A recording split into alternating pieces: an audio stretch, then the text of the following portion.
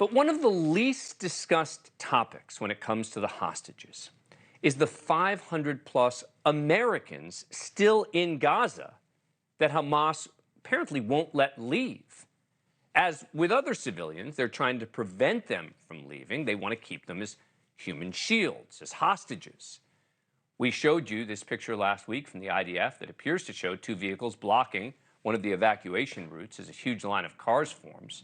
Supporters of Hamas have questioned what we see there, but Secretary of State Antony Blinken confirming on Face the Nation yesterday that Hamas is actively trying to stop civilians from leaving. We have several hundred Americans and other nationalities, other civilians from other countries who want to leave Gaza. We've had people come to Rafah, the crossing with Egypt, and to date at least, Hamas has blocked them from leaving, showing once again its total disregard for civilians of any kind who are stuck in Gaza. So really the ball is in Hamas's court in terms of letting people who want to leave, civilians from third countries, including Americans, get out of Gaza.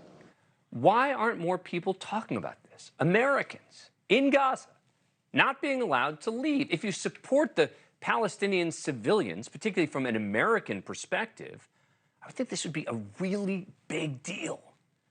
And yet most in the media and even politicians seem to be largely ignoring this.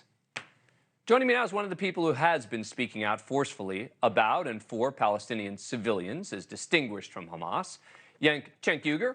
He's the founder and host of the Young Turks. He's also running for the Democratic presidential nomination in 2024. Cenk, good to see you again. All right, so I know you have been very critical of Hamas while also defending Palestinian civilians. Why isn't there more outrage over the fact that there are apparently 500 American civilians in Gaza who Hamas will not allow to leave? So, Dan, there's plenty of outrage about Hamas. I don't know why you think there isn't.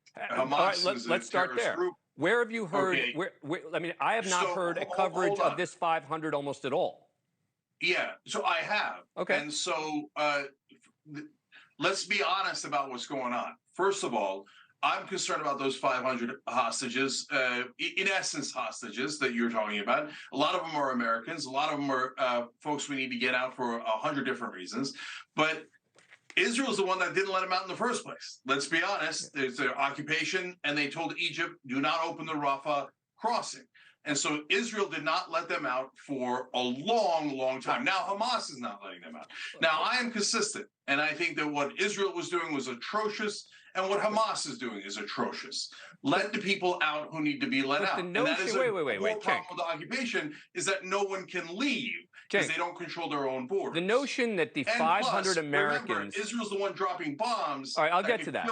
I'll get to that in a second. But first, let's talk about the 500, all right? The notion that 500 Americans couldn't leave, wouldn't be allowed to leave. There were border crossings, right? And you say the occupation, it wasn't occupied at the time, it was controlled, wasn't occupied. No difference. Okay, fine. You could the words matter. You know that as a journalist. The words matter. It wasn't occupied. It was controlled. Okay, oppressive. Okay. Oh, well, okay. Well, you can. Yeah, now you want to. Right. You can add adjectives. I get it. But let's talk about the facts, right? There were border crossings. Are you going to actually tell me that those Americans who were in Gaza couldn't leave before this happened? Yes. No. Dan, look, you're talking nonstop about how journalists have to get it right.